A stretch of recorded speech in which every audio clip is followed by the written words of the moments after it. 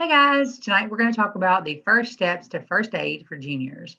We're going to learn about treating minor injuries, how to call 911, and when to call 911. We're also going to talk with Dr. Boyd, our guest speaker, about how to check, call, and care. So let's get started. First thing we want to talk about is how we can prevent injuries. Because if we can prevent them, then we don't have to worry about treating them and we don't have to worry about calling 911. So for preventing injuries, one thing that you guys can do is a sunburn can be a minor injury, and that's something that you can prevent by just wearing sunscreen. You apply that throughout the day, it's super helpful. But also wearing a hat and coverings when you're outside can also prevent an injury like a severe sunburn. Fatigue. This is where you are tired and sometimes can even be thirsty. To prevent these issues, it's important to get enough rest, eat a good breakfast, lunch or dinner, and remember to stay hydrated. So carrying water with you when you're outside doing a sporting event or just outside playing or going hiking. Insect bites. If you are planning on being outside for any length of time, you're more than likely going to get an insect bite. And so the best way to prevent this is to wear bug spray. You can also wear long pants or long shirts that are breathable if you're going on like a hike or going to be out there for a lengthy amount of time, and this will keep those bugs away. So those are some, just really good ways to prevent minor injuries. Something else like injuries that would include broken bones or scrapes or bruises or cuts, those things can be avoided and sometimes prevented in sporting events. Like if you're playing soccer or if you're riding a bike or a horse, there's special equipment designed so that you don't get hurt. Or if you do fall or run into someone, it's less likely that you're going to get hurt. So if you wear that protective gear, it's less likely that you are going to get hurt. So those are some of just the minor injuries that can happen sometimes when you're outside playing or hanging out with friends. Let's talk about what happens and how we treat minor injuries. Okay, what happens when we can't prevent the things that we talked about earlier? Well, we're going to need to treat them. We're going to talk about basic ways that we treat those injuries. So we talked about sunburns. What if someone didn't wear sunscreen, or what if you didn't wear sunscreen? What are you going to do about that? Now that you are past the prevention part and you already have a sunburn, what are we going to do about that? So some good techniques or good things to use when you have a sunburn are aloe vera, a cool compress, a cool bath, and rest. That will help you with a sunburn. So trying those things are super helpful. Okay, let's talk about bug bites. Those things don't usually hurt unless they've been really severe, but boy, do they itch. So the best thing that you can do for a bug bite is sometimes at the store they sell things like Sting Ease. They also sell hydrocortisone cream. And if you have that in a first aid kit ready to go, then you can use those things. It's also important that if a bug bite has gotten past a certain stage, like someone has been scratching it and it's swelling, to have a cold compress. That can be a cold water rag, that can be an ice pack, something like that. That'll severely take down the swelling if there is any. And then if it's even more severe, speaking with an adult and taking something like Benadryl to keep the swelling down is also really helpful. Okay, let's talk about fatigue. You've gotten past the stage of preventing it. Now we got to figure out how to help somebody who's going through it. Drinking more water is super helpful. This is something that happens a lot, and you might see it, if it happens a lot, you might need to see a doctor about it. But if it's just a one-time thing, resting, sitting down, and getting some water is super helpful. Okay, let's talk about when someone has an injury where they've fallen, maybe they've broken something or twisted something. We're going to use the RICE method. So let's look at that. This is, you're going to rest it. So you're going to sit them down. We're going to put ice on the injury and wrap it, and then we're going to elevate it.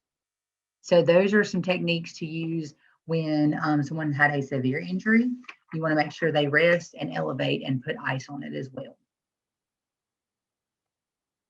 All right, so we're past the stage of preventing and have cared for someone, but what about when we need to call 911? Like, when do we do it? If a person is unconscious, this means they are not responding to you at all. Then that is a good time to call 911. If a person is bleeding and a Band-Aid won't stop the bleeding, this is also a good time to call 911. If you are unsafe or feel scared or in danger in any way, this is a good time to call 911. Let's give it a try. I can't find my shoes. I'm going to be late for school. Should I call 911? No.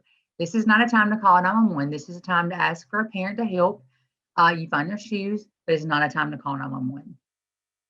My mom fainted at home and I can't wake her up. Should I call 911? Yes. Something has happened and someone is not responding to you. This is a great time to call 911. Okay, last one. My sister and I got into a fight and I'm very upset with her. Should I call 911? No, but you might want to talk to her and apologize potentially if you have done something wrong. So those are some examples of when we call 911. Let's talk about what you say when you call 911. So some of the most important things to do when you call 911 are to tell them your name. If you know where you are, like your address, your location, it's good to be able to tell them that. Telling them what your phone number is, if you know that, that is also a good thing to have. So if you don't know your address, if you don't know your phone number currently, learning those is super helpful to prepare yourself for a potential emergency. You also want to let them know what's going on in the situation. You want to let them know what's happened and any information you have about the incident. It's also important to stay calm and stay on the phone through the entire emergency until they tell you it's time to hang up. The situation might be scary, but it's very important and can save someone's life if you can remember some of these things. Now, what we're going to do is we're going to talk to Dr. Boyd about check, call, and care. Hey, Dr. Boyd, we're going to talk to you a little bit about first aid, check, call, and care. Hi, I'm Dr. Boyd. I teach chemistry at the University of Texas at Tyler. I also am an instructor for the American Red Cross, CPR, first aid, and AED. And today we're going to talk about check, call, and care. So check, the first thing that you want to do is you want to check the scene. If the scene is not safe for you to enter, then you do not need to go in there. If you've got a down power line, you going into the scene would cause you harm. So if the scene is going to cause you harm, then you cannot go to the victim. If the scene is safe, then you can go and check the person. You can tap them on their shoulder and say, hey, are you okay? If the person responds to you, you need to obtain consent. If the person does not respond, this is when you definitely need to call 911 and tell 911 that the person is unresponsive. Once the person responds to you, if they have any life-threatening conditions, maybe they tell you something's wrong. So maybe they tell you that their blood sugar is low or that they're having an allergic reaction.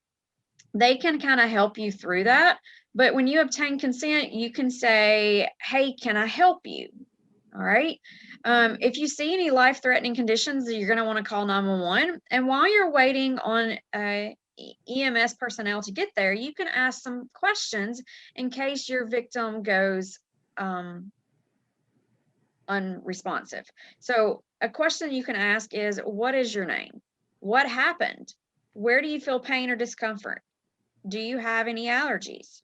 Do you have any medical conditions? Are you taking any medications? When did you last eat or drink? And if you have something to write on, these would be good answers to write down so that when EMS gets there, you can give them these answers and it will help them out. You're also at this point going to check the person. You want to check head to toe for any bleeding. You want to check skin color and temperature. You can put your hand up against their forehead and kind of check to see if they're burning up. You want to check for medical bracelets and ID necklaces, stuff like that. This is really important if they are unconscious, unresponsive. When you're on the phone with EMS, you can say, hey, they have a medical bracelet and it says this on there, so that the EMS personnel know what they're getting into when they come in. And then you just want to monitor them as you wait on EMS. The entire time while you're doing this, you should be on the phone with EMS personnel waiting on them. Do not ever hang up the phone. So check the scene for safety, then check the person, call 911, and then you're caring. So check for bleeding and stuff, and then care, just monitor them as you're waiting for EMS personnel. If y'all have any questions, please let me know. Dr. Boyd, what if I don't have a cell phone? I'm only in 4th grade. Okay, well, if you don't have a cell phone, there's probably somebody around you that will, or you can ask someone to go call. You could say, hey, you in the red shirt, go call 911 and bring the phone back to me so that you can remain on the phone with the EMTs. What if we see somebody that has an asthma attack? Okay, so if they're having an asthma attack, that's a breathing issue that they're having. And it would be like rapid, shallow breathing, tightness in their chest. And usually, if they have asthma, they have an inhaler and they may need help getting it out. So you could go and, like, if you notice that they're having trouble breathing, you can be like, do you have an inhaler? And they can shake their head, yes. And if they do that, you can say, can I get it out of your bag? And then you can go in their bag and get it, just because they may not have enough breath to get it themselves, and then they can use it from there. What if someone has a headache? What do we do for a headache? Well, in that case, you're going to need to talk to one of the adults in your group and maybe get some medication for that, but we don't call 911 for that. Okay, thanks.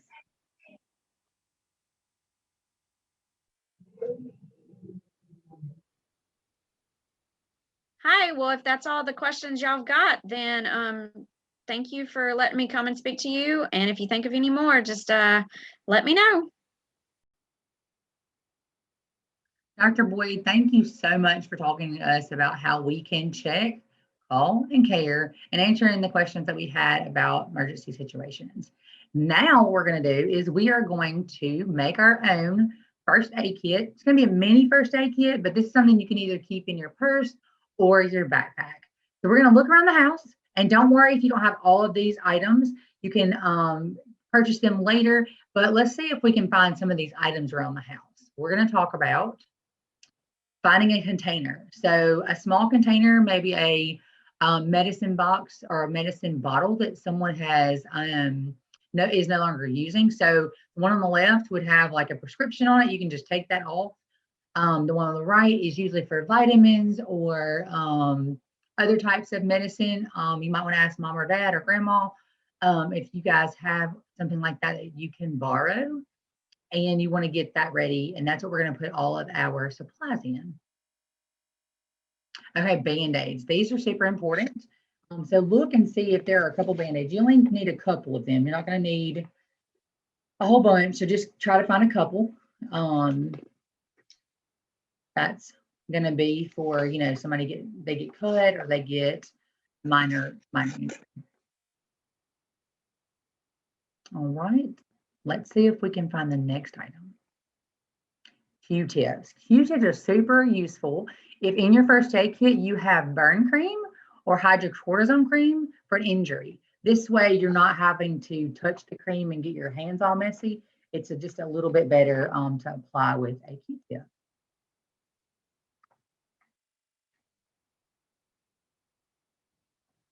Okay, you might have these at home. This is a peppermint, and this would be important to have in your first aid kit because it can soothe somebody who's going through a stressful situation. It can also help ease muscle pain if someone's had a muscle problem. So try to find a peppermint. Okay, you do not need a whole roll of paper towels, but if you can find a couple of paper towels, folding those down and putting them inside of your medicine bottle will be super helpful in cleaning up a mess that you might have or creating a cold compress with cold water. So try to find a paper towel, and we're just going to fold that up and put that into our first aid kit. All right, the next one we may not have. It may be something we don't put in our first aid kit or something we buy later.